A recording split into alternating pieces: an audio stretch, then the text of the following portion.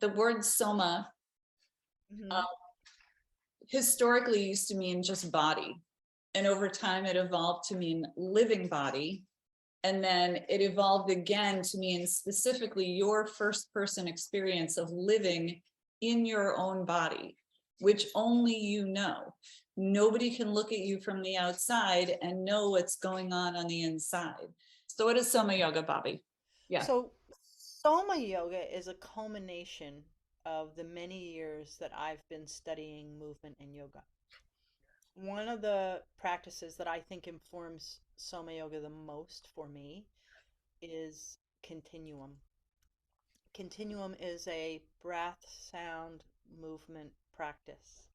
And it really is, it has a lot to do with inquiry, a lot to do with being curious and suspending conclusions, which separates continuum out from how yoga is. Yoga is very goal oriented, right? So, how do we blend those two? How do we allow students to become curious about their body within what they're being offered?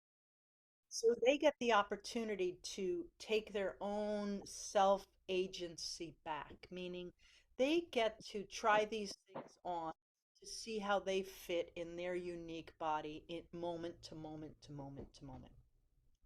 Whereas I think yoga is a little bit more linear, where there's a set of practices that you do to get somewhere.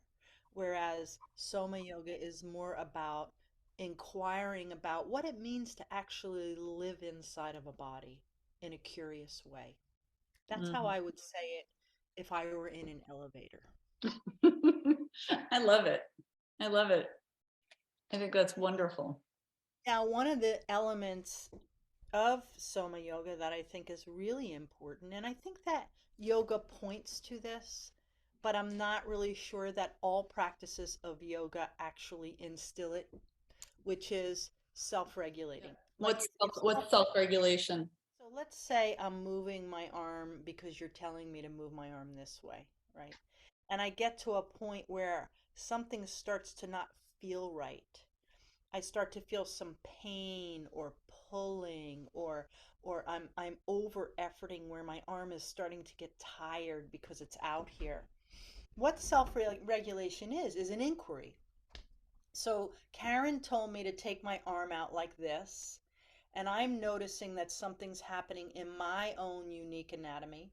So how do I start to be in a curious inside surfing, let's say, so that I can start to move around, so that I can find a place where I can still be in what you're offering me, but it's within my own experience of it.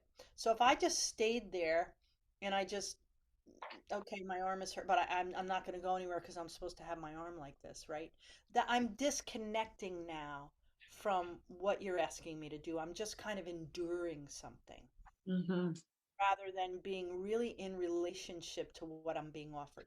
So, what I often do, because I'm now noticing that there's a little bit of fatigue here in the front of my deltoid, is that I start to relax my arm into space and I start to kind of like pull that tissue kind of in and out. And I start to take it into a little bit of oscillation, some circular movement. I start to feel some undulation. I start to soften my elbow and my hand.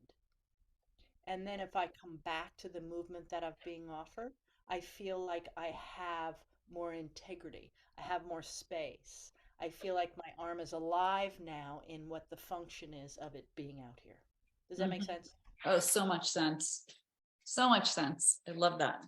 I can offer you some asana or some yoga pose, and it may just not be the right thing for you. So that self-regulation component is huge.